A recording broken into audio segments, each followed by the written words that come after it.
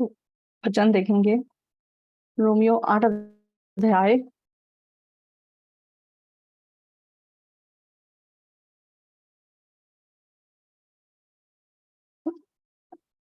Romeo 8 अध्याय 33 से पढ़ेंगे।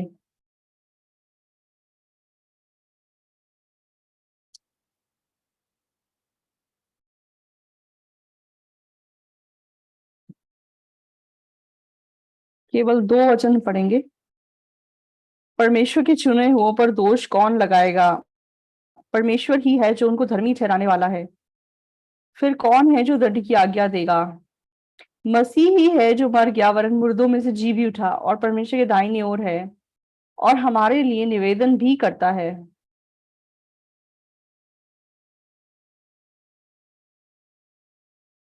तो 34 तक पढ़ा।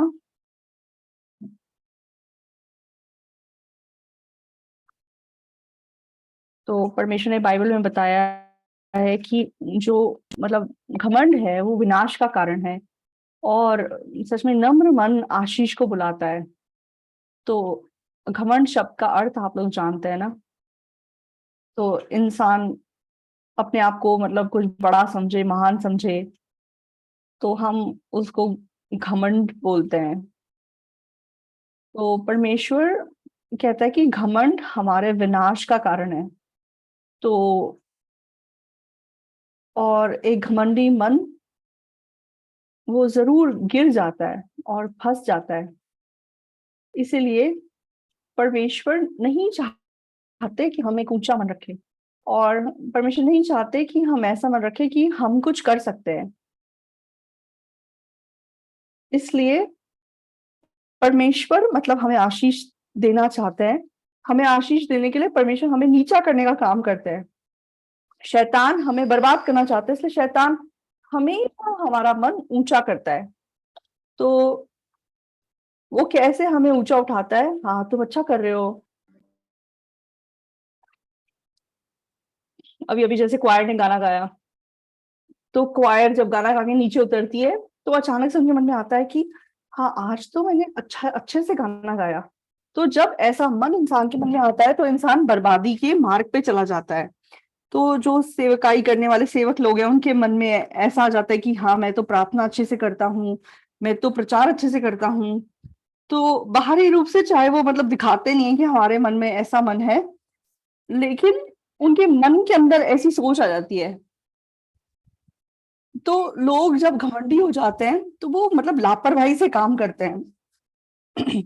तो जब आप लोगों के मन में ऐसा मन आता है तो परमेश्वर कहता है कि वो विनाश का कारण है, वो तुम्हें मतलब गिराने का कारण कारण है।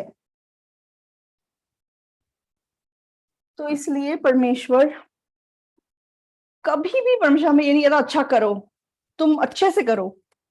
परमेश्वर कहता है कि तुम हमेशा मेरा भय मानो और तुम ये याद रखो कि तुम कुछ नहीं कर सकते, कि मनुष्य सब झूठे हैं।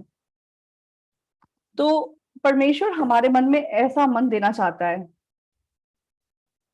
लेकिन ये दुनिया मतलब लोग अपने आप को ज्यादा बेहतर दिखाना चाहते हैं, ज्यादा सुंदर दिखाना चाहते हैं, ज्यादा बड़ा दिखाना चाहते हैं। तो आजकल कहते हैं कि लड़कियां मतलब 10 सेंटीमीटर 20 सेंटीमीटर की हील्स पहनती हैं। तो मतलब उनको देख के ऐसा लगता है कि अभी गिर जाएंगी, चाहे वो मतलब इतनी अनकंफर्टेबल है, लेकिन फिर भी उनको क्या चाहिए, मैं हम क्या दिखने चाहिए? छोटे दिखने चाहिए, लंबे दिखने चाहिए, हम ऊंचे दिखने चाहिए, बड़े दिखने चाहिए। तो हमारा देश पूरी दुनिया में प्लास्टिक सर्जरी के लिए मशहूर है। और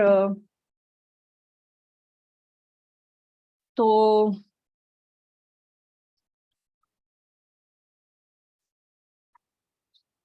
तो बाकी सारे जो ऑपरेशन है लगा लो कि मतलब कभी कभार लोगों के लाइफ में लगा लो कि एक्सीडेंट हो गया तभी ऑपरेशन की जरूरत पड़ती है ना।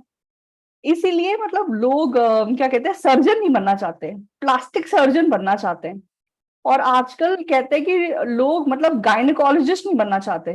क्यों? क्योंकि आजकल लोग बच्चे पैदा नहीं करते, इसलिए गायनेकोलॉजिस्ट की वैल्यू नहीं है। तो मतलब आजकल औरत गायनेकोलॉजिस्ट मुश्किल से मिलती है। तो मतलब हमारा देश किस दिशा में जा रहा है?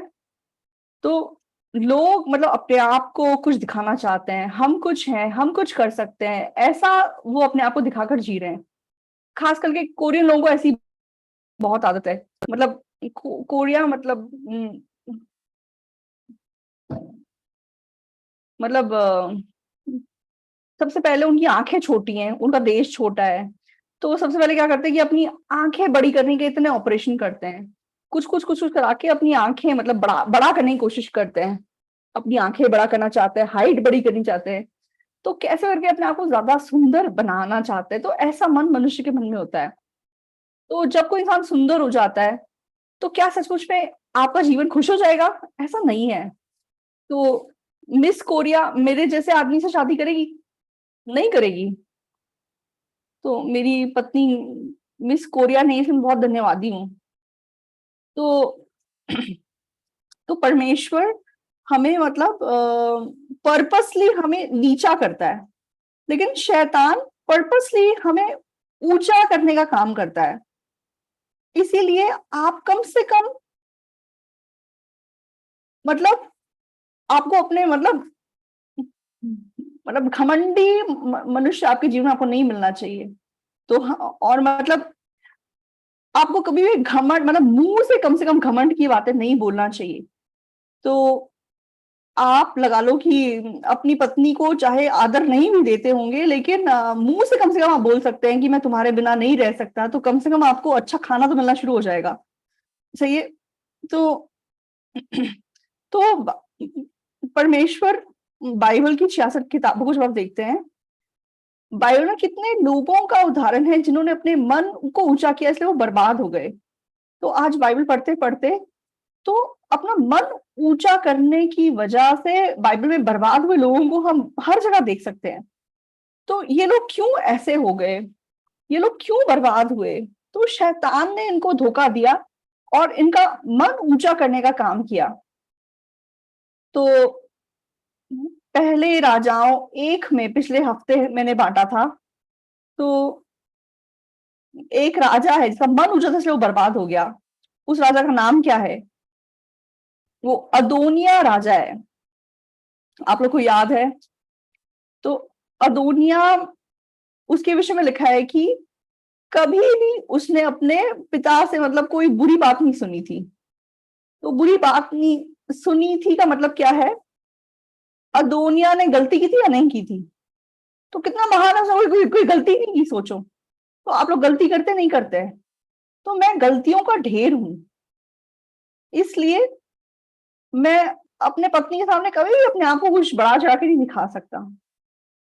क्यों? क्योंकि मैं गलतियों से भरा हुआ हूं। इसलिए मेरी पत्नी मतलब मुझे कभी अच्छे नंबर नहीं देती है। तो ये चीज सच में मेरे जीवन की खुशी का कारण है कि मेरी पत्नी अभी तक मुझे छोड़ के भाग नहीं गई और मेरे साथ रह रही है। इसलिए मैं हमेशा धन्यवादी मन से मैं रह रहा हूँ। तो मैं अपनी पत्नी को हमेशा बोलता हूँ कि सच में तुम्हारे वजह से मैं जीवित हूँ, मैं तुम्हें इतना धन्यवाद देता हूँ। तो अगर वो बोलती कि हाँ सही बात है, मैं भी ऐसा ही मन रखती हूँ, अगर वो ऐसा जवाब देती तो कितना अच्छा होता। लेकिन वो बोलती है अच्छा हुआ तुम्हें अपनी असलियत पता है, वो हमेशा ऐसे जवाब देती देती है। तो मेरे मन में एनी हाउ मुझे पता है कि मैं गलतियों से भरा हुआ हूँ। तो मुझे ऐसा लगता था कि जो इंसान गलतियां नहीं करता वो अच्छा है, लेकिन बाइबल ऐसा नहीं बता रही है। तो सर से लेके पांव तक अब्सलोम में कोई दोष नहीं था, ऐसा लिखा हुआ है। तो क्या अब्सलोम का परिणाम खुशी से भरा हुआ है? नहीं, वो दयनीय हो गया। तो हमारे आसपास कुछ लोग होते हैं ना, बहुत मतलब सुंदर हैं, अच्छे घर में रहते हैं, पैसा बहुत है, वो सारे लोग खुश हैं दुनिया में, खुश होने चाहिए लेकिन खुश नहीं है। तो हमारे देश में सैमसंग या Hyundai, जो लोग ऐसे मतलब कंपनी की अगुवाई कर रहे हैं, उनको किस चीज की कमी है? लेकिन उनकी फैमिली लाइफ क्या परफेक्ट है? नहीं है। आप लोग मतलब अ, आप मतलब धोखा मत खाइए। तो अगर आपके पास करोड़ों रुपया हो भी तो क्या होगा? तो चाहे आप ऐसे हों, तो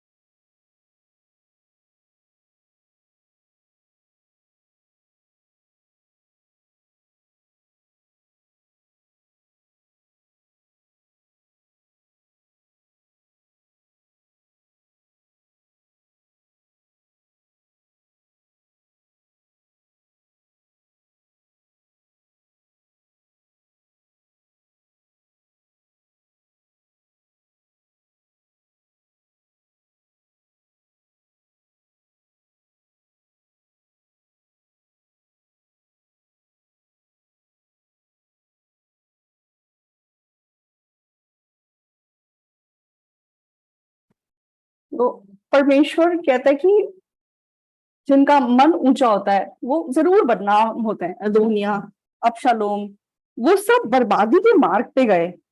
तो क्यों वो लोग बर्बादी के मार्ग पे गए? तो उनके पास मतलब कोई दोष नहीं था, कोई उनकी गलती नहीं थी।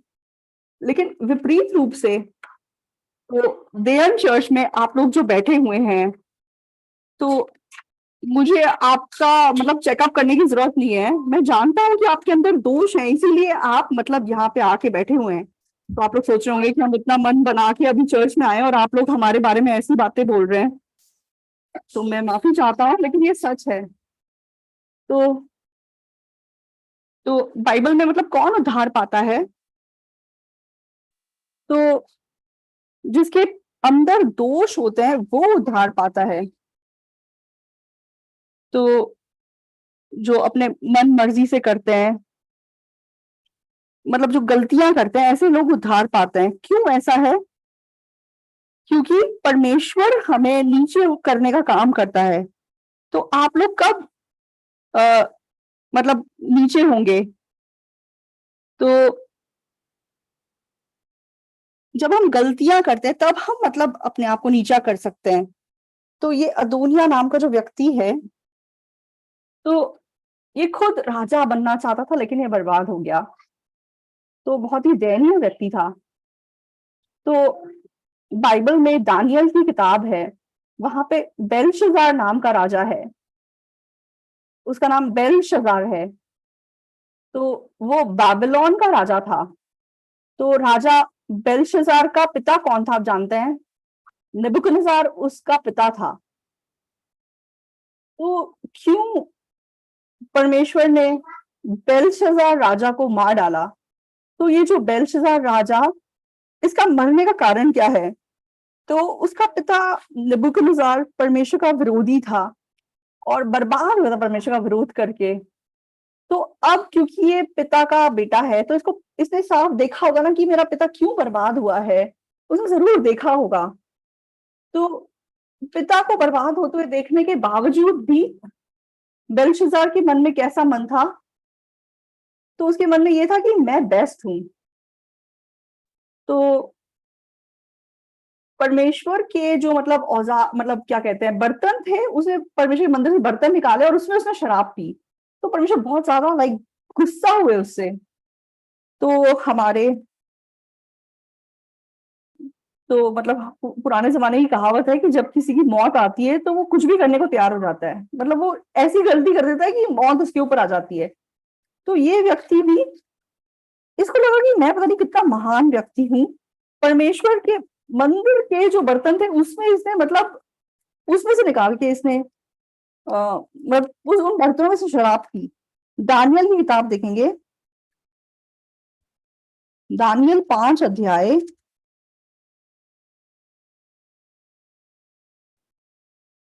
दानियल 5 का 17।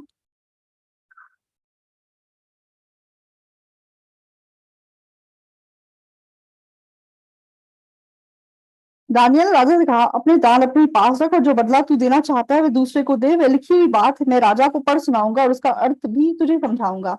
हे राजा, परम प्रधान परमेश्वर ने तेरे पिता नबूकदनेस्सर को राज्य, बड़ाई, प्रतिष्ठा और प्रताप दिया था। और उस बड़ाई के कारण जो उसने उसको दी थी, और उस बड़ाई के कारण जो उसने उसको दी थी, देश देश और जाति जाति के सब लोग और भिन्न भिन्न भाषा बोलने वाले उसके सामने कांपते थरथराते थे। जिसे वह चाहता था उसे वह घात करता था, और जिसने वह नहीं चाहता था उसे वह जीवित रखता था। जिसे वह चाहता उसे वह ऊंचा पद देता, और जिसको वह चाहता उसे वह गिरा देता। तो ये ऊंचा राजा था या नहीं था? ये कौन है? ये बेलशस्सर का पिता नेबूकदनेस्सर है। मतलब अपनी मन मर्जी करता था, जिसको जिंदा रखना है जिंदा रखता, जिसको मारना होता मार देता। तो उसका मन ऊंचा हो गया।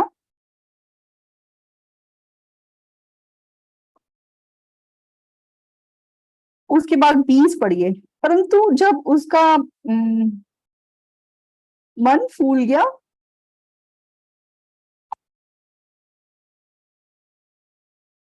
तो अगर किसी का मन घमंडी होता है तो वो मतलब नाश हो जाता है।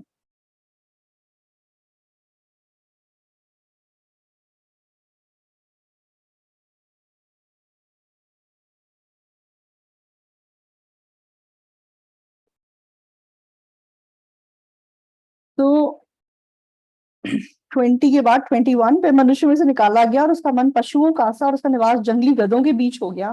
वह बैलों के समान घास चरता और उसका शरीर आकाश की ओर से भींगा करता था, जब तक कि उसने जान ना लिया कि परमप्रधान परमेश्वर मनुष्य के राज्य में प्रभुता करता है और उसे जाता है, उसी को उस पर अधिकारी ठहराता है। तो मतलब नेबुकदनेस्सर को परमेश्वर ऐसा बना दिया कि वह जानवर की तरह मतलब घास तोड़ के खाने लग गया। तो ये चीज़ किसने साफ देखी होगी? बेल्शाज़ार जिसका बेटा उसने साफ देखी होगी। तो बेल्शाज़ार को ये देखिए क्या मन रखना चाहिए था।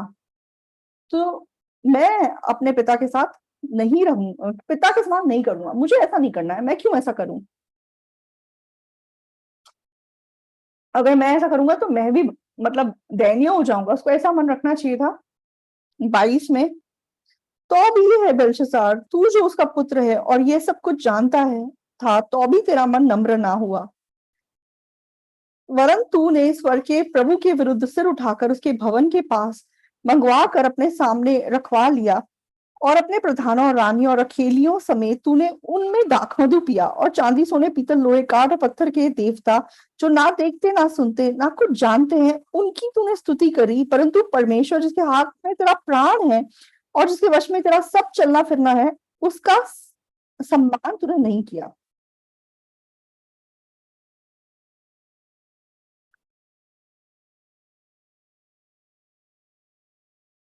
तो परमेश्वर ने अपना हाथ भेजा और परमेश्वर ने लिखा मने मने तकेल और ऊपर सीन।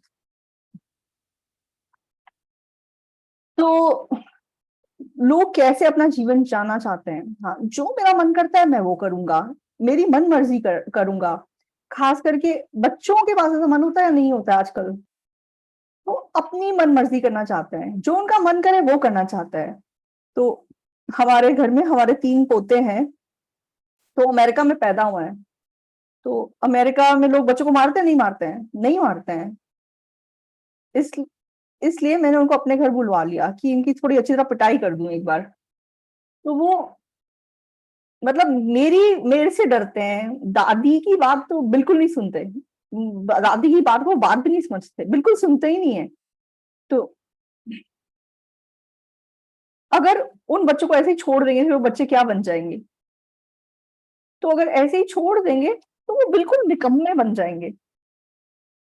तो बाइबल हमें क्लियरली क्या बताती है? अपने मन मर्ज़ी करना, मन मन अपने मन से जीना, ऐसे जीने वाला राजा नबूकदनेस्सर, परमेश्वर ने उसको क्या बना दिया? परमेश्वर ने उसको जानवर बना दिया कि वह मतलब घास तोड़ के गधे की तरह खाने लगा। तो नबूकदनेस्सर ने फिर अपना मन बदला और उसने क्या मतलब एक्नॉलेज किया कि परमेश्वर के द्वारा मुझे सब कुछ मिला था। तो तब परमेश्वर का राज्य दोबारा पुनर्स्थापित कर दिया। तो नबूकदनेस्सर को श्रापित होते हुए बेल्शाज़ार ने देखा था या नहीं देखा था? देखने के बावजूद भी उसने क्या किया?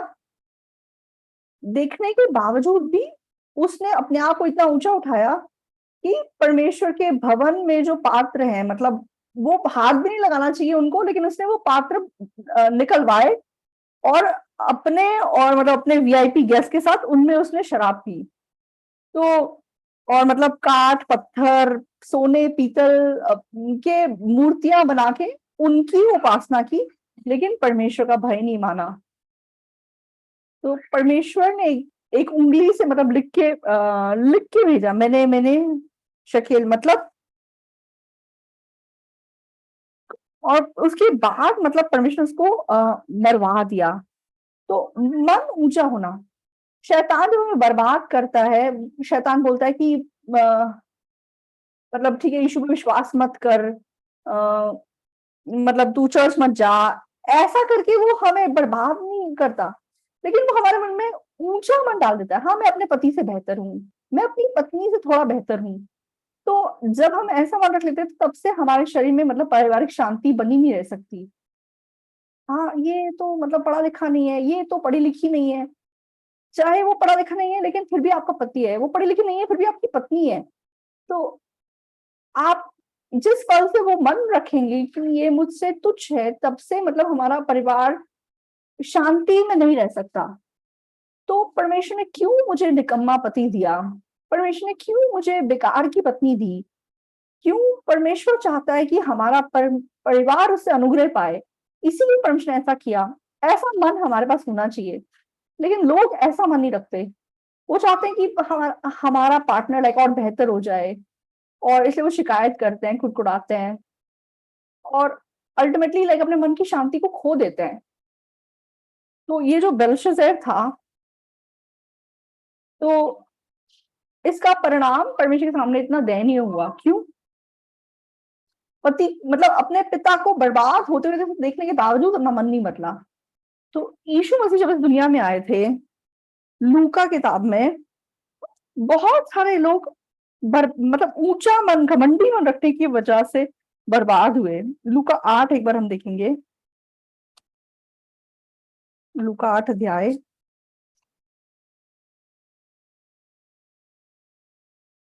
52।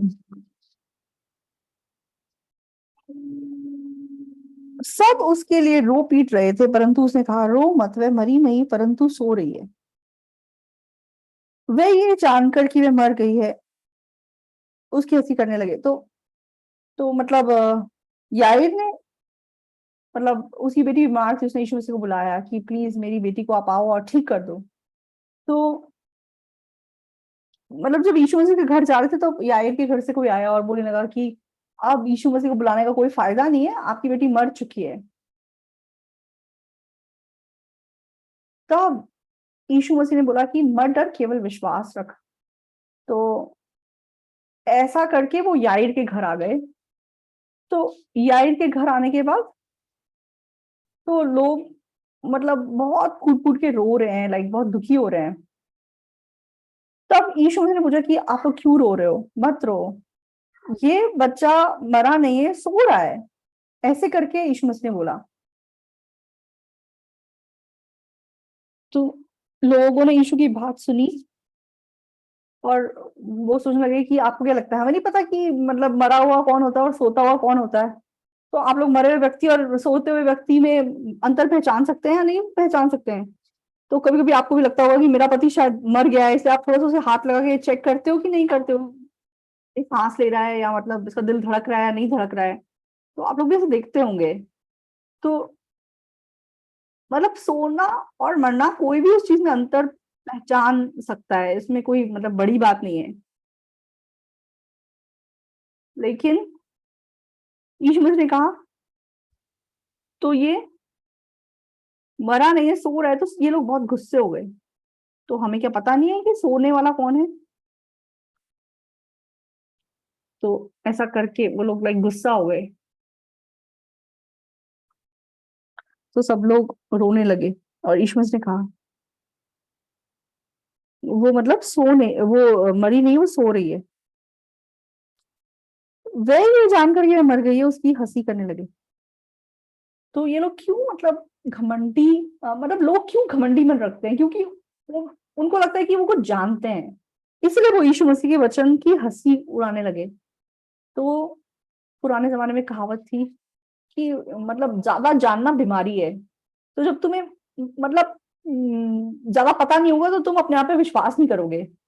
लेकिन जब लोगों को ज़्यादा पता होता है, तो वो आगे बढ़ के अपना ओपिनियन बोलते हैं, हाँ, हमें तो ऐसा लगता है, वैसा लगता है, अपनी बात बताते हैं।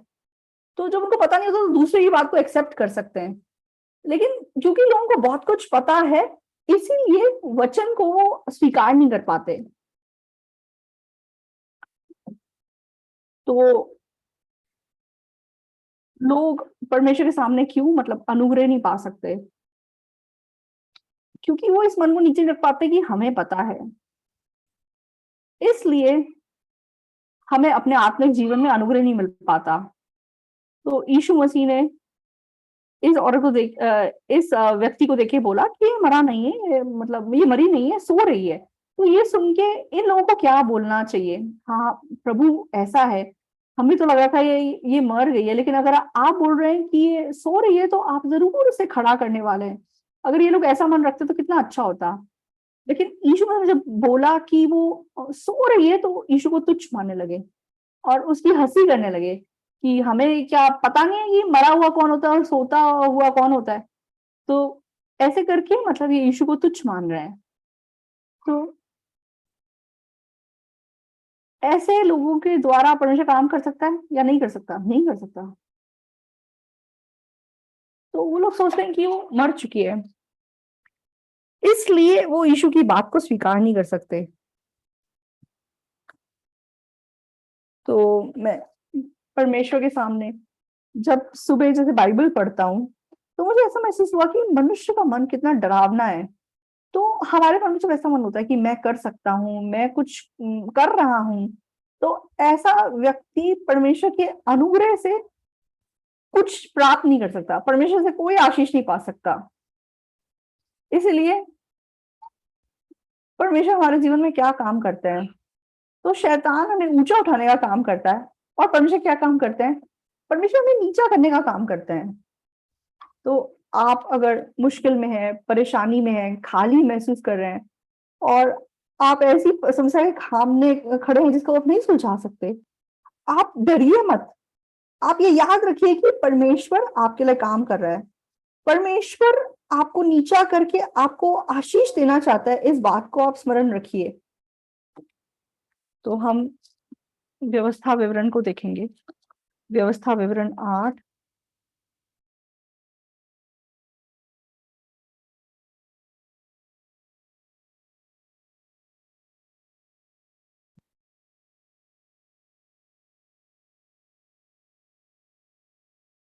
व्यवस्था विवरण 8 का 1। जो जो आज्ञा मैं आज तुझे सुनाता हूँ, उन सबों पर चलने की चौकसी करना, इसलिए कि तुम जीवित रहो और बढ़ते रहो, और जिस देश के विषय में यहोवा ने तुम्हारे पूर्वजों से शपथ खाई है, उसमें जाकर उसके अधिकारी हो जाओ। और स्मरण रख कि तेरा परमेश्वर यहोवा उन 40 वर्षों में तुझे सारे जंगल के मार्ग में से इसलिए ले आया कि वह तुझे नम्र बनाए और तेरी परीक्षा करके यह जान ले कि तेरे मन में क्या क्या है, और तू उसकी आज्ञाओं का पालन करेगा या नहीं। उसने तुझको नम्र बनाया और भूखा भी होने दिया। फिर वह मन्ना जिसे ना तू ना तेरे पुरखा भी जानते थे, वही तुझको खिलाया, इसलिए कि वे तुझको सिखाए कि मनुष्य केवल रोटी से ही नहीं जीवित रहता, परंतु जो जो वचन यहोवा के मुंह से निकलते हैं उन्हीं से वह जीवित रहता है।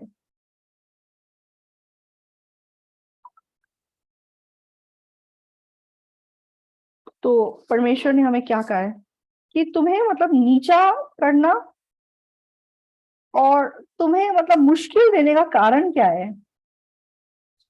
तो तुझे ये सिखाने के लिए कि मनुष्य केवल रोटी ही से नहीं जीवित रहता, परंतु यहोवा के वचन से जीवित रहता है। तो आप रोटी से जीते हैं या प्रभु के वचन से जीते हैं? तो मुंह से आप बोलते हैं कि प्रभु के वचन से, लेकिन घर जाके आप कितना गुस्सा करते हैं। तो तो आपको शायद चर्च में ही रखना चाहिए, मतलब तो मतलब वन रूम सेट बना के शायद सबको देना चाहिए। यहाँ पे तो आप वचन बोल रहे हैं, लेकिन घर जाके बोलते हैं रोटी। तो घर जाके मेरे पास घर नहीं है, हमारा घर छोटा है, हमारे पास पैसे नहीं है, हमारे हमारा अपार्टमेंट छोटा है, तो ऐसा करके अगर आप शिकायत करते हैं तो फिर क्या फायदा होगा? तो परमेश्वर सच में हमें नम्र बनाता है, और हमें क्या सिखाता है कि मनुष्य रोटी ही से जीवित नहीं रहता, परंतु हर उस वचन से जीवित रहता है जो परमेश्वर के मुख से निकलता है। तो परमेश्वर का मकसद हमारा हमें नम्र बनाना है। तो आप और मैं आंखों से दिखाई देने वाली रोटी से परमेश्वर हमारे मन का डायरेक्शन ना दिखाई देने वाले अपने वचन की ओर करना चाहता है। तो आप लोगों को प्रॉब्लम मतलब आप क्यों दुखी हैं, आप क्यों परेशान हैं? आप आंखों से दिखाई देने वाली चीजों की वजह से परेशान हैं। सही है? हाँ, पैसे नहीं है, हाँ मेरी परिस्थिति बुरी है, तो इसलिए हम खुद लाइक उस मुसीबत में मुश्किल में गिर जाते हैं। तो परमेश्वर के द्वारा आप अगर खुश हो सकते हैं, धन्यवादी हो सकते हैं, तो फिर वो कितनी आशीषित बात है। तो वचन में लिखा है, चाहे अंजीर के पेड़ पे कोई फल ना हो, चाहे भेड़शाला में गाय ना हो, चाहे जैतून के पेड़ पे फल ना हो, तो भी मैं यहोवा के द्वारा आनंदित हूँ। मेरे उद्धारकर्ता परमेश्वर के द्वारा मैं आनंदित हूँ। तो जो व्यक्ति परमेश्वर के द्वारा आनंदित हो सकता है, वो खुश व्यक्ति है। तो आप लोगों के मन में अगर ऐसा मन नहीं है, तो हमारा मन किस दिशा में जाएगा? तो आपका मन सच में परिस्थिति की ओर जाएगा। तो परिस्थिति अच्छी होगी तो आप खुश हो जाएँगे, और परिस्थिति बुरी होगी तो आप निराशा में गिर जाएँगे। सही है या नहीं? तो बहुत बार मतलब हम ऐसे चीज़ों से मिलते हैं जिसके बारे में हमें पता नहीं है।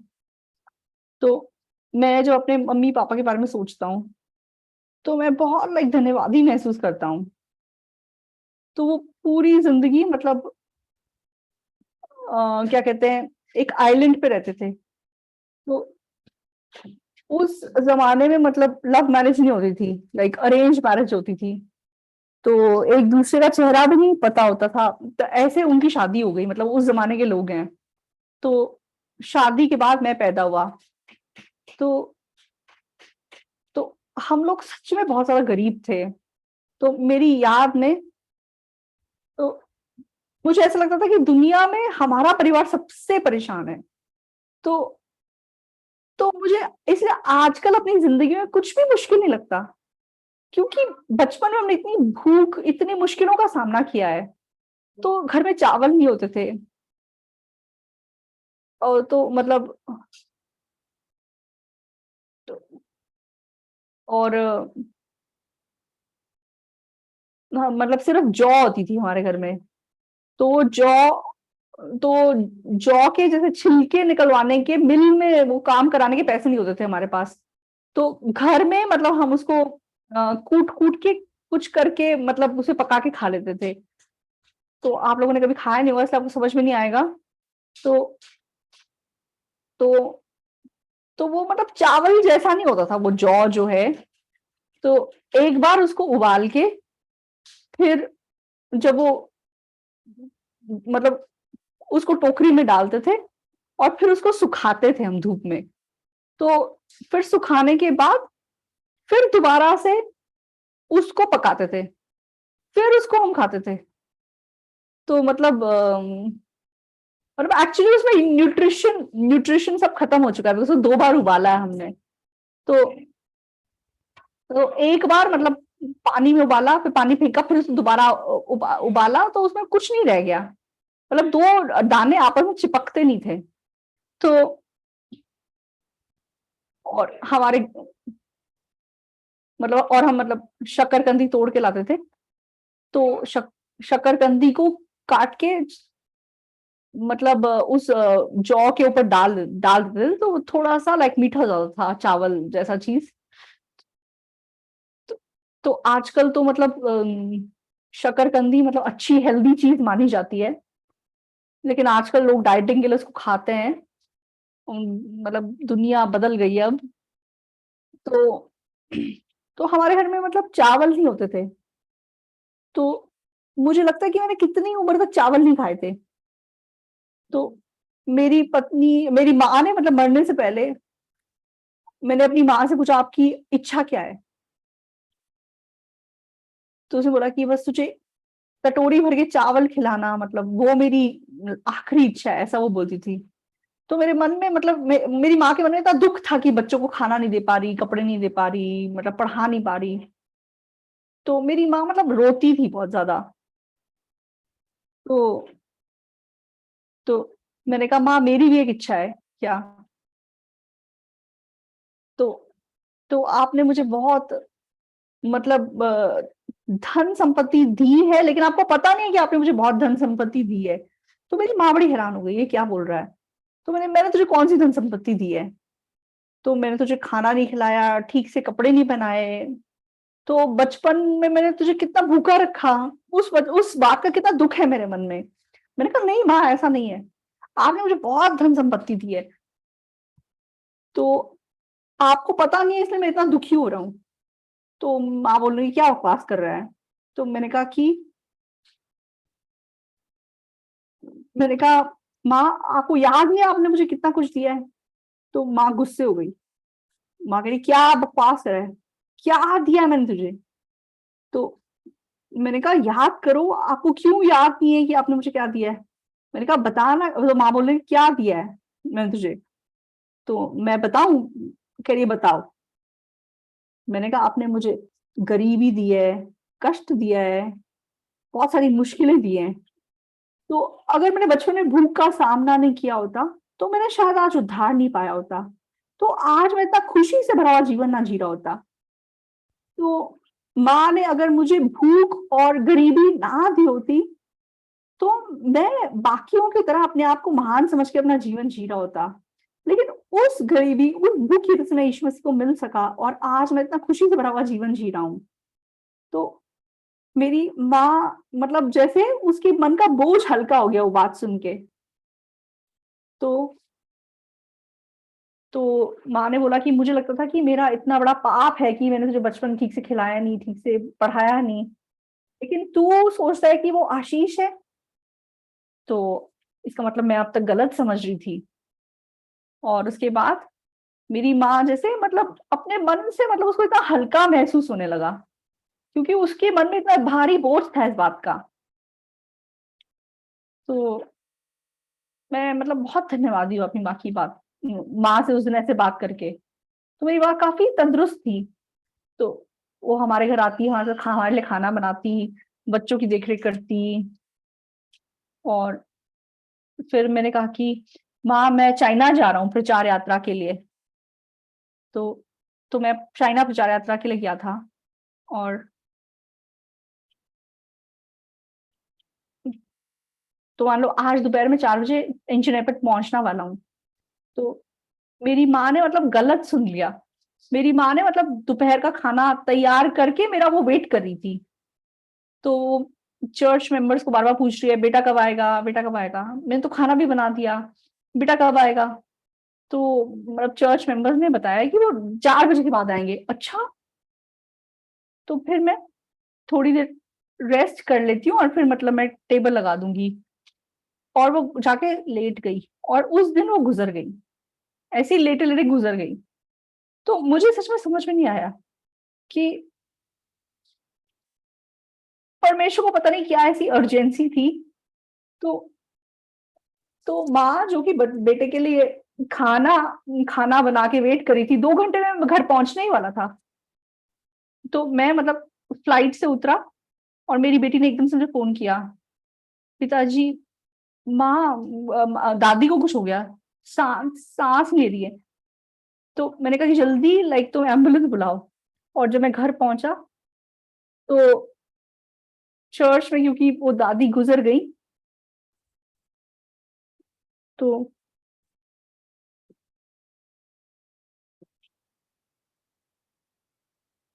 मतलब पुलिस ने मतलब कुछ वो बिल्डिंग सील कर दी, कोई अंदर नहीं जाएगा। तो फिर मैं फटाफट से अंदर गया। मैंने कहा कि आप दूसरे घर में ऐसे कैसे घुस रहे हैं? तो फिर मेरी माँ वहाँ गुज़री हुई थी। तो मैंने मतलब चद्दर हटाई। मैं मैंने कहा, "माँ क्या हुआ? क्या हुआ?" और उसके बाद पुलिस पुलिस ने मुझे एकदम से पकड़ा, "तुम कौन हो?" मैंने कहा, "आप कौन हैं? मेरे घर में क्या कर रहे हैं आप?" तो मतलब वो दादी गुज़र गई।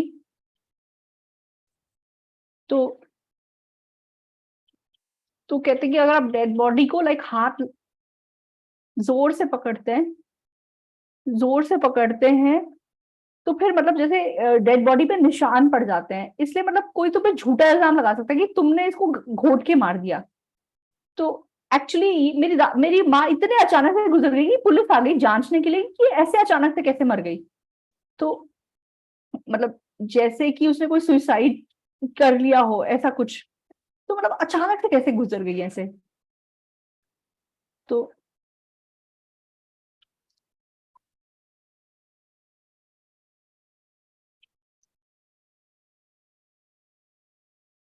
तो मतलब माँ का चेहरा मतलब बिल्कुल ऐसा लग नहीं रहा था कि डेड बॉडी का चेहरा है। तो मतलब क्रिमेशन से पहले हम लोग मतलब डेड बॉडी को देख लेते हैं, तो मेरी माँ मतलब इतनी सुंदर दिखाई दे रही। तो मेरी माँ मतलब पूरी जिंदगी क्या बोझ उठाए हुई थी कि उसने बच्चे को लाइक अच्छी तरह पाला नहीं, अच्छी तरह खाना नहीं खिलाया, वो उसे पाप समझती थी। लेकिन बेटे ने जब बोला कि वो तो वरदान था, वो तो मतलब संपत्ति उन्होंने मुझे दी थी, तो मेरी माँ मतलब उस बोझ को अपने मन से बाहर नीचे रख सकी थी।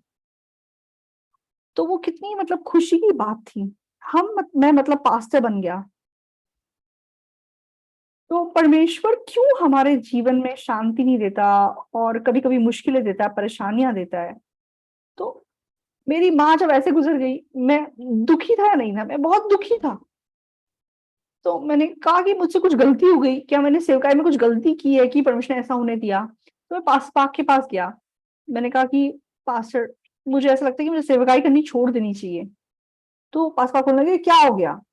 मैंने कहा कि मैं प्रचार यात्रा के लिए गया था, तो परमेश्वर को मेरी माँ को मदद करना चाहिए था कि नहीं करना चाहिए था? तो मेरी माँ को ऐसे ही मार देना चाहिए या उसको ज़िंदा रखना चाहिए? तो आप लोग भी मेरी तरह ही सोचेंगे। आप सोचो, आप प्रचार यात्रा के लिए गए हैं, पीछे से आपकी माँ ज़िंदा रहनी चाहिए, मर जानी चाहिए? तो मैंने कहा कि पास्टर, मैंने क्या कोई गलत काम किया है? मैं तो चाइना प्रचार यात्रा के लिए गया था और 2 घंटे अगर बाद में मेरी माँ गुज़र जाती तो क्या हो जाता? तो मैं क्यों मतलब अब किस मुँह से मैं सुसमाचार का काम करूँ? तो पासवाक ने क्या बोला? तो पासवाक कह रहे हैं कि अगर ऐसा है तो मुझे भी फिर सेवकाई छोड़ देनी चाहिए। मैंने कहा क्यों, आपको क्यों छोड़ देनी चाहिए? क्योंकि मेरे दादाजी जब गुज़रे मैंने तो देखा भी नहीं उनको गुज़रते हुए। तो मैंने कहा कि तब तो आप यीशु मसीह में विश्वास नहीं करते थे। तो पास्टर बोलते कि पहले और अब में क्या अंतर है? तो तूने अभी बोला ना कि तुम जब चाइना गए थे तब तुम्हारी माँ गुज़र गई। तो तुम्हारी माँ ने तुम्हारे लिए खाना तैयार करके रखा था। हाँ, हमारे चर्च मेंबर्स ने मुझे बताया कि वो खाना बना के तुम्हारा इंतज़ार कर रही थी। तो तुम्हारी माँ स्वर्ग जाने के बाद भी परमेश्वर उसको क्या बोलेगा? तो तो तेरी माँ से अगर परमेश्वर पूछेगा तेरा बेटा क्या कर रहा है? तो वो क्या बोलेगी? मेरा बेटा चाइना प्रचार यात्रा पे गया है। तो वो कितनी अच्छी बात है या नहीं? जब उसका बेटा प्रचार यात्रा पे गया है, उस दौरान वो गुज़र गई। वो कितनी लाइक महिमा की बात है। तो मुझे ऐसा लगा कि पास्टर ने जैसे मेरे को कन्फ्यूज़ सा कर दिया। तो फिर मैंने सोचा कि हाँ, ठीक है, मेरी माँ कितनी आशीषित औरत थी। तो मैं बहुत खुश हुआ और फिर मैंने पीछे मुड़ के सोचा कि मान लो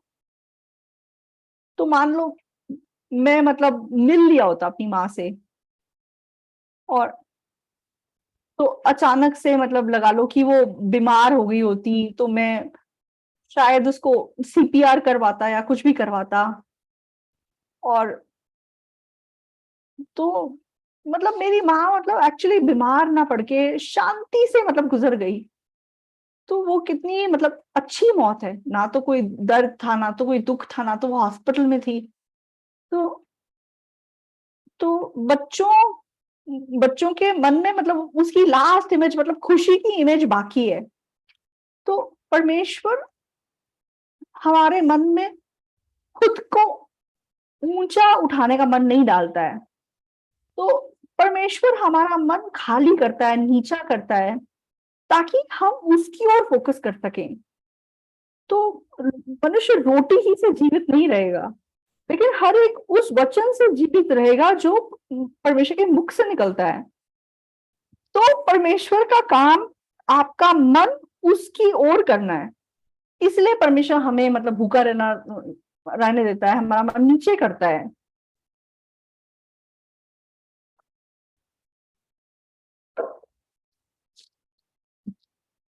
व्यवस्था विवरण 8 का 11।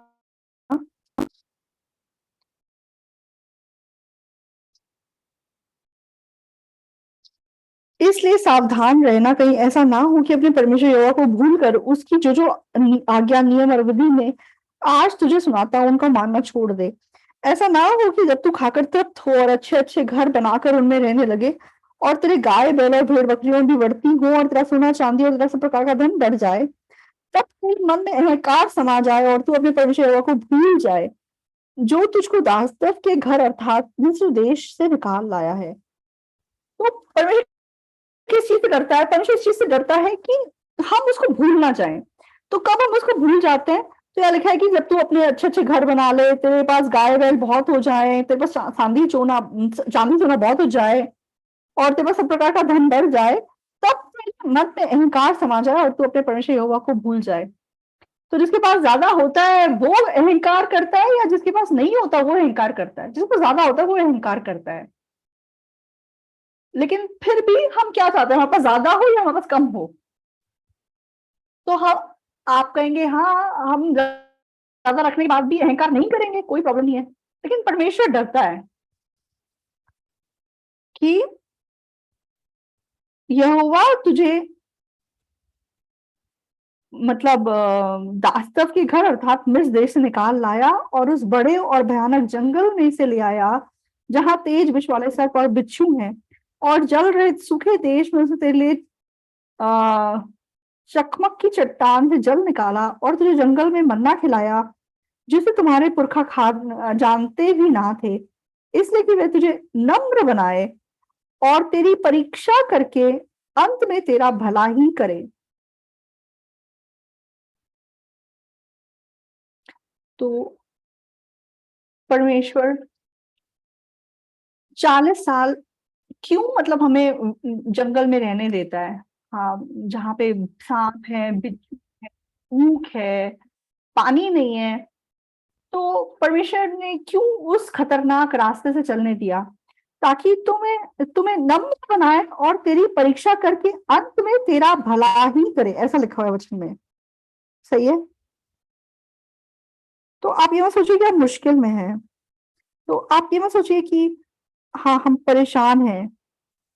तो जब आप मुश्किल में होते हैं, तब आप ये याद रखिए कि परमेश्वर ना केवल आपको नम्र कर रहा है, लेकिन अंत में परमेश्वर क्या करना चाहता है? आमीन, आपका भला ही करना चाहता है। ये हमें विश्वास रखना है।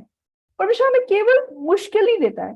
तो हमारे भाई-बहन जो मुश्किल में हैं, जिनके घर में कोई परेशानी है, कुछ ऐसा है जिसको आप नहीं सुलझा सकते, आप निराश मत होइए। परमेश्वर ना केवल आपको नम्र बना रहा है, लेकिन नम्र बनाने का उसका मकसद क्या है? वो आपका भला करना चाहता है, आपको आशीष देना चाहता है। आमीन। तो परमेश्वर ने ज़रूर हमें वादा दिया है कि अंत में वह तेरा भला ही करे। तो उल्टा परमेश्वर किस चीज़ से डरता है? कि तुम्हारे पास सब कुछ हो, सब कुछ अच्छा हो, बड़ा घर हो और बहुत धन हो, तब परमेश्वर डरता है कि तुम उसको भुला ना दो। तो आप बड़ा धन पाने के बाद भी अगर आप परमेश्वर को अगर आप नहीं भुलाएँगे, तो क्या कारण है कि परमेश्वर आपको बड़ा धन नहीं देगा? 17 और कहीं ऐसा ना हो कि तू सोचने लगे कि ये संपत्ति मेरे ही सामर्थ और मेरे ही भुजबल से मुझे प्राप्त हुई।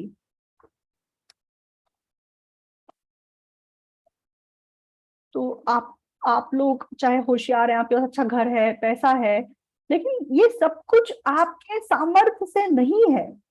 परमेश्वर डरता है कि आप ये ना सोच लें कि ये आपके सामर्थ और आपके भुजबल से है।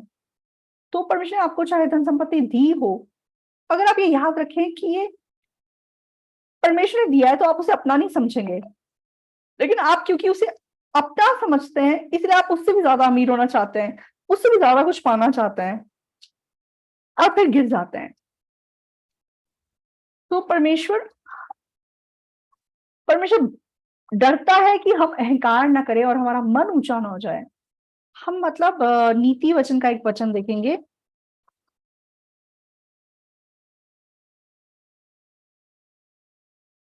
तो नीति वचन 3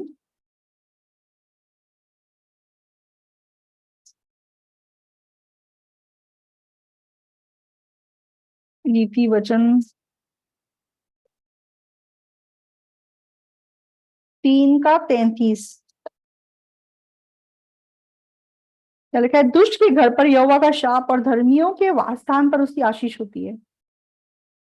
34, ठट्टा करने वालों से वह निश्चय ठट्टा करता है और दीनों पर अनुग्रह देता है। तो मतलब हिंदी में ठट्टा करने वाला लिखा है, लेकिन कोरियन में लिखा है कि मतलब घमंडियों का वह ठट्टा करता है। तो तुम सोचते हो कि तो जो मतलब घमंड करते हैं परमेश्वर का ठट्टा करता है। हाँ, तुम तंदुरुस्त हो ये तुम्हारी वजह से है, तो तुम अच्छे घर में रह रहे हो ये तुम्हारे वजह से है, तुम्हारे पास अच्छी नौकरी है क्या है तुम्हारे द्वारा है। तो आप लोग धोखा मत खाइए। तो इस बार कल मैंने गवाही सुनी,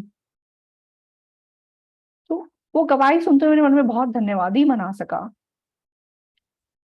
एक बहन सोल यांगचन चर्च अटेंड करती है, तो वो हमारे कंट्री के मतलब कोई गवर्नमेंट ऑर्गेनाइजेशन में उसने अप्लाई किया नौकरी के लिए। तो 100 लोगों को सिलेक्ट करना था, 3000 लोगों ने इंटरव्यू दिया। तो कंडीशन क्या थी? सबसे पहले अपनी एज मत लिखो, अपना मेल फीमेल मत लिखो, और आपने किस किस स्कूल से पढ़ाई की है वो भी नहीं लिखना है, और अपना एक्सपीरियंस भी नहीं लिखना है। तो आजकल तो सिर्फ आपकी कैपेबिलिटी को चेक करता है, और 4 क्वेश्चंस दिए गए। फर्स्ट क्वेश्चन क्या है? तो तुम मुश्किलों पे कैसे जीत प्राप्त करते हो, ये फर्स्ट क्वेश्चन था। दूसरा क्वेश्चन, तो तुमने अपने लाइफ में मतलब किस चैलेंजिंग सिचुएशन को पार किया है, ये सेकंड क्वेश्चन है। थर्ड क्वेश्चन क्या है? तो तुम तुमने कब अपनी कमियों घटियों को फ्रैंकली दूसरों को बताया है। तो वो क्वेश्चन सुन के मुझे ऐसा लग रहा था कि हमारे सारे चर्च के लोग सेलेक्ट हो जाएंगे इसमें। तो ये बातें तो हम हमेशा करते रहते हैं, राइट? ये मतलब इंटरव्यू के क्वेश्चंस हैं। और फोर्थ क्वेश्चन, तो दूसरों के लिए तुमने कैसे सैक्रिफाइस किया है, तुमने क्या किया है दूसरों के लिए। तो ये जो बहन है, तो उसने मतलब वो मतलब एक्चुअली स्पिरिचुअल सिस्टर नहीं है, कभी गुड न्यूज कॉर नहीं गई है। तो अगर वो गुड न्यूज कॉर के लिए गई होती, वो कितना अच्छा मतलब लिख सकती थी ना कि मैं अफ्रीका गई थी, मैंने मतलब लोगों के लिए सैक्रिफाइस किया, कितना अच्छा अपॉर्चुनिटी था। लेकिन वो गई नहीं। तो उसके बाद लाइक नौकरी नहीं थी उसके पास। तो ईहान बोम पास्टर के साथ, तो मतलब वो सिर्फ एक बार लाइक प्रचार यात्रा पे गई है वहां पे अफ्रीका। तो उसने उसके बारे में लिख दिया। हाँ, मैं अफ्रीका गई, लेसोतो नाम की कंट्री में। तो लेसोतो कैसी कंट्री है किसी को क्या पता। तो छोटा सा देश है वो। मैं वहां गई और मैंने वहां पे मतलब किचन में वॉलंटियर का काम किया, उसने ये लिख दिया। तो 4 जजेस ने वो 100 में से 100 मार्क्स दे दिए कि उसने मतलब किचन में जाके काम किया है। और दूसरों के लिए तुमने मतलब क्या सैक्रिफाइस सैक्रिफाइस किया है? मैंने क्रिसमस कंटाटा में काम किया है। तो हर जब भी, तो मतलब तुम्हें प्रूफ दिखाना पड़ेगा कि तुमने क्या डोनेशंस दिए हैं। तो वो मतलब हर महीने मतलब हमें डोनेशन स्लिप मिलती है, क्रिसमस कंटाटा के लिए कुछ पैसे कलेक्ट करते होंगे हर महीने, तो उसकी डोनेशन स्लिप्स थी उसके पास। तो ये 2 चीजें उसने दिखा दी कि मतलब टुमारो मैगजीन को मैंने स्पॉन्सर किया है और क्रिसमस कंटाटा को स्पॉन्सर किया है। तो वो सारी रिसीट्स थी उसके पास। तो ये जो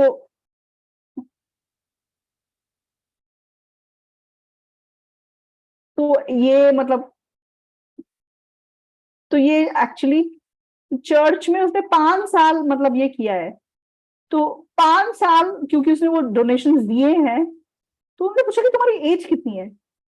तुमने 5 साल से तुम डोनेशन दे रही हो दूसरों के लिए। तो मतलब माइंडसेट डोनेशन मतलब दूसरों के लिए काम करने का माइंडसेट 100 मार्क्स। तो ऐसा करके 3000 लोग इंटरव्यू के लिए आए थे, उसमें ये फर्स्ट आई। तो मतलब गवर्नमेंट कोई क्या कहते हैं, कुछ वॉलंटियर डिपार्टमेंट है लाइक गवर्नमेंट का, उसमें उसको नौकरी मिल गई। तो तो आप लोग मतलब एक बार प्रचार यात्रा के लिए जाते हैं चर्च में पास्टर के साथ, आप क्रिसमस कंटाटा की टिकट खरीदते हैं, आप तो ऐसे बिना सोचे समझे करते हैं, लेकिन दुनिया के लोग ऐसे काम करते नहीं है। तो ये स्टूडेंट को मतलब इतना आशीष मिला, तो तब इसने कैसे मन से किया होगा। हाँ, बार बार चर्च में पैसे मांगते हैं, ऐसे मन से चर्च में दिए होंगे, लेकिन टाइम बीत जाने के बाद तो अब ये दुनिया कैसी बनते जा रही है। हाँ, सोल यूनिवर्सिटी से पढ़ाई की है, इधर से पढ़ाई की है, तो होशियार लोग बहुत है दुनिया में, लेकिन ये होशियार लोग समाज में दूसरों के अधीन होके रह सकते हैं? नहीं रह सकते। इसलिए आजकल मतलब ऐसी चीजों को इम्पोर्टेंस नहीं दी जाती। और तीसरी क्या बात थी कि अपनी मतलब कमी कमजोरी तुमने दूसरों को बताई है, तो ये तो हम हमेशा करते हैं, आपको पता ही है, हमेशा हम गवाहियां देते हैं अपनी। तो फिर तो उसने मतलब उसमें भी अपनी गवाही लिख दी, वो भी 100 मार्क्स। तो सारे लोगों का मन उसने जीत लिया और उसने इंटरव्यू पास किया, तो वो सुनने में इतना धन्यवादी हुआ। तो आजकल जैसे अपना इंट्रोडक्शन नौकरी के लिए चाहिए होता है, तो उसके बेसिस पे आजकल नौकरी मिलती है। तो हम लोग क्योंकि चर्च में हैं, तो हमें हमें कितनी महान चीज में चर्च में मिल रही है, हमें उस बात का एहसास नहीं है। तो परमेश्वर घमंडियों का ठट्टा करता है। जो सोचता है कि मैं बहुत अच्छा कर रहा हूँ, परमेश्वर उसका ठट्टा करता है। तो परमेश्वर ने नेबूकदनेस्सर को क्या बोला कि तूने अपने सामर्थ्य से इस राज को स्थापित किया है, तू किसी को भी ऊंचा उठाता है, किसी को भी नीचा करता है, किसी को भी जीवित रखता है, किसी को मार सकता है। तो परमेश्वर ने नेबूकदनेस्सर को जानवर बना दिया, वो गधे के समान बन गया जो कि घास का तोड़ के खाने लगा। तो आप लोग कुछ अच्छा कर रहे हैं इसलिए आप कुछ कर पा रहे हैं, परमेश्वर उस बात को बहुत बुरा समझता है। तो परमेश्वर कहता है कि तूने अपनी मेहनत से कुछ हासिल किया है, तूने अपनी कोशिश से कुछ हासिल किया है। अगर मैंने तुझे अच्छी सेहत ना दी होती तो तू कर सकता था। अगर मैंने रात को तुझे नींद ना दी होती तो क्या तू ऐसा कर सकता था? तू नहीं कर सकता था। तो सचमुच में हम कुछ नहीं कर सकते। आमिन। तो आपका जीना या मरना तो कुछ भी नहीं है जो हम खुद से कर सकते हैं। तो हमारा सब कुछ परमेश्वर के हाथों में है। तो अगर हम ये जान जाए तो हम सच में नहीं रह सकते। शैतान हमें ऊंचा उठाता है और हमें घमंडी मन रखने देता है, और घमंडी व्यक्ति उसमें बर्बाद होता है। लेकिन आपको हाँ, अगर शैतान बोलेगा चर्च मत जाओ, ईश्वर पे विश्वास मत करो, तो आपको पता चल जाएगा ये शैतान है। लेकिन शैतान आपको बोलता है कि देख तू कितना मेहनती है, देख तूने अपनी मेहनत से क्या हासिल किया। मतलब शैतान के मन को ऊंचा उठाता है और हम उसके धोखे में आ जाते हैं। और तब अगर हम उसके मन को स्वीकार कर लेते हैं तो हम बर्बादी के मार्ग पे चले जाते हैं। तो आज मैंने क्यों रोमियो 8 पढ़ा, रोमियो 8 का 33। तो कौन परमेश्वर के चुने हुए पर दोष लगाएगा? परमेश्वर ही है जो उनको धर्मी ठहराता है। तो आज सुबह मैंने वचन पढ़ा, तो अब तक मैं क्यों मतलब घमंड के बारे में आपसे बात कर रहा था, और क्यों मतलब परमेश्वर के मन के बारे में बता रहा था जो हमारा मन नम्र बनाता है। क्योंकि उद्धार पाना बहुत आसान चीज है। बाइबल में क्या कहती है? परमेश्वर के चुने हुए पर दोष कौन लगाएगा? परमेश्वर ही है जो उनको धर्मी ठहराने वाला है। तो हमारा मन, अगर अगर हमारा मन परमेश्वर से नीचे हो, तो परमेश्वर बोलेगा तुम धर्मी हो, तो हम धन्य धन्यवाद परमेश्वर, हम आसानी से उस वचन को स्वीकार कर लेंगे। लेकिन जब आप बोलते हो लोगों को कि तुम धर्मी हो, तो लोग क्या चुपचाप से उस बात को सुनते हैं? हल्ला मचा देते हैं, क्या बोलने शुरू कर देते हैं, अच्छा तुम लोग पाप नहीं करते, अच्छा मतलब तो तुम झूठ नहीं बोलते, अच्छा तुमने कभी कुछ गलत नहीं किया। उल्टा मतलब जब हम उनको बताते हैं कि तुम धर्मी हो, वो हमें तुच्छ मानते हैं, हमारे बारे में गलत बोलते हैं। हाँ ये लोग तो गलत बताते हैं, हाँ ये चर्च के लोग बोलते हैं कि पाप करो कोई बात नहीं, तो हमने कब ऐसा बोला, राइट? तो लोग अपने आप को होशियार समझते हैं, शैतान ने उनके मन में वो मन डाल दिया है। तो उद्धार पाना सांस में ज्यादा आसान है। परमेश्वर ही है जो धर्मी ठहराने वाला है, कौन हमें दोषी ठहराएगा? परमेश्वर हमें धर्मी बता चुका है, परमेश्वर ऑलरेडी डिक्लेयर कर दिया है कि हम धर्मी है। तो भूसान स्थिति में कोई पापी है या नहीं है? कोई पापी नहीं है। तो भूसान स्थिति में एक्चुअली कोई पापी नहीं है। तो चाहे कोई बुद्धिस्ट है वो भी धर्मी है, चाहे कोई कंफ्यूजनिज्म को मानता है वो भी धर्मी है, जो शराब के घर में बैठा हुआ शराबी है वो भी धर्मी है। तो परमेश्वर ने हम सब मनुष्य को धर्मी बना दिया है, आमीन। लेकिन कौन नरक चाहता है? इस सच्चाई पे विश्वास ना करने वाला। कौन विश्वास नहीं करता? घमंडी इंसान इस पे विश्वास नहीं करता। जिसे लगता है कि मैं कुछ हूं, मैं कुछ कर सकता हूं, वो इस पे विश्वास नहीं करता। वो शैतान आपके और मेरे मन को निरंतर ऊंचा उठाता है, हाँ तुम अच्छा कर रहे हो। शैतान इस मन को मनुष्य के मन में डाल देता है। इसलिए चर्च आके अगर हम अच्छा आत्मिक जीवन जी रहे हैं वो सबसे बड़ी प्रॉब्लम है। तो आप डिकन बन गए, एल्डर बन गए, पास्टर बन गए, ये प्रॉब्लम है। क्यों? क्योंकि जितना आप कुछ बन गए हैं उतना आप खुद पे विश्वास करते हैं। तो चाहे कोई पास्टर है, तो परमेश्वर दोष से भरे हुए पास्टर को चाहता है। तो पास्टर, परमेश्वर जानता है कि जो व्यक्ति ये याद रख सके कि मैं अपनी ताकत या अपनी काबिलियत से पास्टर नहीं बना हूं, वो लंबे टाइम तक सेवकाई कर सकता है। लेकिन जो सोचेगा हाँ मैंने इतनी मेहनत से मैंने खुद सेवकाई को स्थापित किया है,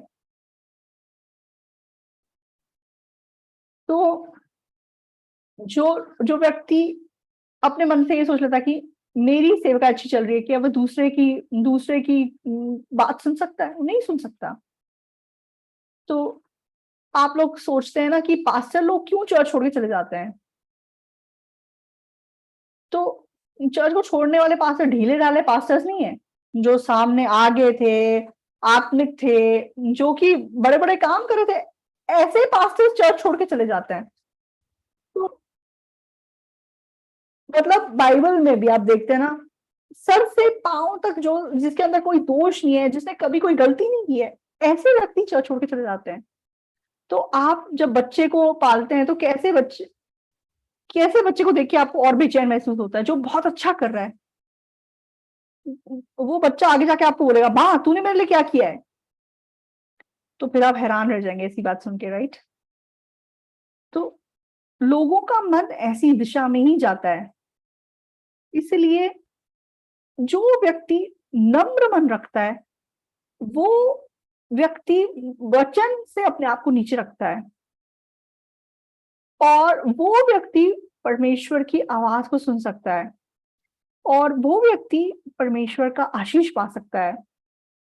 तो बाइबल कहती है कि परमेश्वर के चुनावों पर दोष कौन लगाएगा? परमेश्वर ही है जो उनको धर्मी ठहराने वाला है। फिर कौन है जो दंड की आज्ञा देगा? मसीह ही है जो मर गया, वरन मुर्दों में से जी भी उठा, और परमेश्वर की दाहिनी ओर है और हमारे लिए निवेदन भी करता है। तो चाहे मैं बेकार हूं तो भी कोई प्रॉब्लम नहीं है, क्योंकि परमेश्वर परमेश्वर के दाहिने हाथ है और मेरे लिए निवेदन भी करता है। तो मेरी कमियां मेरी कमियां कमजोरियां जानते हुए भी मेरे लिए परमेश्वर प्रार्थना करता है। तो मेरी कमियां घटियां कुछ भी परमेश्वर की नजर में प्रॉब्लम नहीं है। तो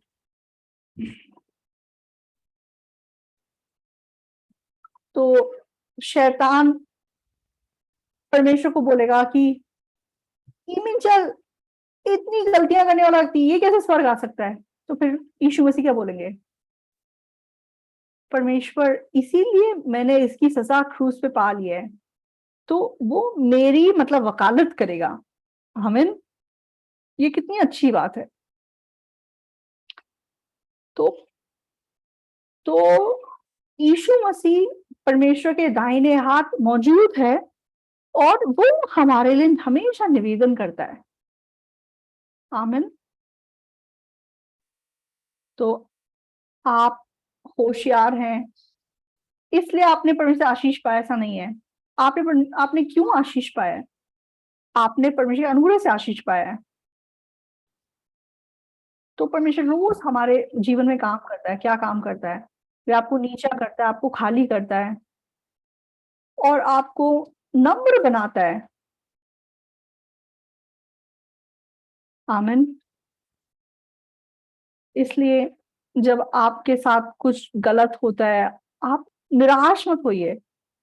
कभी-कभी आप ऐसी परिस्थिति, ऐसी मुश्किल का सामना करते हैं जो आप समझ नहीं सकते, तो आप निराश मत होइए। तो परमेश्वर परमेश्वर आपने क्यों ये मुश्किल मेरे जीवन में दी? आपको नम्र बनाने के लिए, और आपको नम्र बना के क्या करने के लिए? अंत में आपका भला ही करने के लिए उसने ऐसे होने दिया है। तो ये हमेशा आपको याद रखना है, अंत में आपका भला ही करने के लिए। तो जब आपके पास प्रॉब्लम्स आती हैं, तो आप निराश मत होइए। तो जब आपके घर में कुछ ऐसा आ जाता है जो आपने कभी एक्सपेक्ट नहीं किया होता, तो आप निराश मत होइए। हाँ, अब चाहे मुश्किल है, लेकिन परमेश्वर इस मुश्किल के द्वारा मुझे आशीष देना चाहता है। तो अगर वो नहीं देगा, तो जाके आप परमेश्वर से आर्ग्यू कीजिए कि परमेश्वर, आपका वचन ऐसा कहता है, तो ऐसा क्यों नहीं है? तो परमेश्वर ज़रूर आपको आशीष देगा। तो मेरे लाइफ में बहुत प्रॉब्लम्स थी, लेकिन परमेश्वर क्यों हमें आशीष नहीं देगा? इ इस बार हमारे चर्च ने मतलब रेनोवेशन किया और पास्टर पाक आए और पास्टर पाक ने पहली बार प्रचार किया। तो हमारा ये जो चैपल है, ये आई थिंक मतलब 1000 गज में बना हुआ है। लेकिन ह हमारे पास 1024 चेयर्स हैं। तो मतलब एरिया ज़्यादा नहीं है, लेकिन मतलब चेयर्स बहुत ज़्यादा लगी हुई हैं। तो क्वायर लोग भी इतनी खुश हुई हमारे चैपल में आके, क्योंकि हमारे मतलब actually chapel red chair, white दीवारें और ब्राउन, मतलब व्हाइट रूफ और ब्राउन दीवारें, 3 कलर्स हैं। तो तो जो पहले हमारे चर्च में बहुत मतलब हमारा चर्च बहुत रंग-बिरंगा था, कोई 12 रंग थे हमारे चर्च में। तो बहुत रंग जब होते तो आँखें थक जाती हैं। तो इसलिए मुझे ऐसा लगा था कि हमको मतलब रेनोवेशन करना चाहिए हमारे चैपल का। तो पास्टर देख के मतलब बहुत खुश हुए। तो पास्टर ने बोला कि अपना ही घर इतना सुंदर बना रहे हैं, हमारा घर भी सुंदर बना बना दो। तो हमारे पहले मतलब ये वो बहुत डिज़ाइन था रूफ में, लेकिन अब बहुत अच्छा लग रहा है। तो हम तो हमने मतलब मतलब 4.5 करोड़ खर्च किए रेनोवेशन में। लेकिन सब लोग हैरान हुए कि बहुत सस्ते में आपने इतना सारा रेनोवेशन कर लिया। तो पास ने बोला कि तुम तो कंपनी खोल लो, इतने सस्ते में तुमने रेनोवेशन कर लिया। तो मैंने सोच के देखा कि कैसे इस काम को किया जाए। तो परमेश्वर के सामने, तो एक्चुअली हमारे मेंबर्स के पास पैसा भी नहीं है, तो हमें पैसा मतलब बचाना था ये काम करने के दौरान। तो हमारे एक डीकन है, तो मैंने उन डीकन को बोला, तो मैं आपको $3000 एवरी मंथ सैलरी दूँगा, तो आप बाकी सब काम छोड़ दो। तो केवल इस मतलब सारा सामान खरीदो। र रोज़ मतलब आप कैश लेके जाओ और 10% डिस्काउंट करो सारे चीज़ों पे। तो 10 करोड़ मतलब 5 करोड़ को का खर्चा हो, अगर 10% डिस्काउंट है तो 50 लाख बच जाते हैं। तो लगा लो कि 3 महीने का टाइम है, तो 3 तो 3 महीने में आपको $3000 एवरी मंथ दूंगा, और आप मतलब उनको उतनी सैलरी देके अगर वो 50 लाख बचवा दे तो फिर फायदा है या नहीं है? तो ये मतलब हमारी कमिटी ने डिस्कस किया कि एक डीकन को हम मतलब इंचार्ज बनाएंगे सामान खरीदने का और उनको सैलरी देंगे। तो सब लोग बड़े खुश हो गए इस बात को सुन के। तो हमने मतलब बहुत डिस्काउंट में सामान लेके काम करवाया, और चर्च मतलब टैक्स पे नहीं करता, तो इसलिए हम कैश में सामान ले सकते हैं। तो मान लो अगर हमारे चर्च के मेंबर्स बहुत ऑफरिंग देते तो फिर मतलब मैं इतनी मेहनत क्यों करता, मैं किसी आउटसाइड एजेंसी को देता कि आप ये काम कर दो। लेकिन मेरे मन में ऐसा आया कि हमारे चर्च के मेंबर्स के पास पैसे भी नहीं है, उन्होंने थोड़ा थोड़ा करके पैसे ऑफर किए हैं, तो मुझे इस पैसे को ठीक से इस्तेमाल करना है। तो सच में जब हम पीछे मुड़ के देखते हैं तो परमेश्वर ने कितना आशीष दिया है। तो ये रेनोवेशन करने के टाइम पे हमारे चर्च के ऊपर 6-7 करोड़ का खर्च था, वो भी हमने सब चुका दिया। तो हम अगर पैसा इकट्ठा करके करते तो मुश्किल होता। तो मैंने कहा कि मेंबर्स को आप पैसे मत दो, एक-एक बोरी सीमेंट ऑफर करो। तो सारे मेंबर्स ने एक-एक बोरी सीमेंट ऑफर करी। तो अगर मैं खुद होशियार होता तो मैं अपने मन मर्जी सब कुछ करता। लेकिन क्योंकि मैं मतलब अनपढ़ हूँ और ज्यादा पढ़ा लिखा नहीं हूँ और मुझे ज्यादा पता नहीं है, तो आप लोगों की तुलना में मैं कम पढ़ा लिखा हूँ, इसलिए मैं परमेश्वर की ओर देखे बिना नहीं रह सकता। तो परमेश्वर उस चीज से खुश होता है जब हम उस पर निर्भर करते हैं, उसकी ओर देखते हैं। तो हमारे मेंबर्स, आप लोग होशियार बनने की कोशिश मत कीजिए, अपने आप को ऊंचा मत उठाइए। जब आप मुश्किल में हैं, जब आप परेशानी में हैं, तो परमेश्वर तब क्या करता है? आप याद रखिए कि परमेश्वर आपका भला करना चाहता है। आप उस परमेश्वर पर भरोसा रखिए और परमेश्वर के सामने खड़े होइए। तो परमेश्वर इस एक हफ्ते भी आशा से आपको जवाब देगा और सच में आपको अपनी महिमा दिखाएगा। तो हम चाहे रिट्रीट खत्म हो गई है, लेकिन निरंतर हमें प्रचार का काम जारी रखना है। हम यहीं पे वचन खत्म करेंगे और प्रार्थना करेंगे। तो आप लोग प्रार्थना से पहले याद रखिए कि परमेश्वर ने कहा है कि घमंड विनाश का कारण है, और परमेश्वर हमें नम्र बनाता है। और हम तो आप लोग व्यक्तिगत रूप से इस वचन को याद रखते हुए प्रार्थना कर सकते हैं।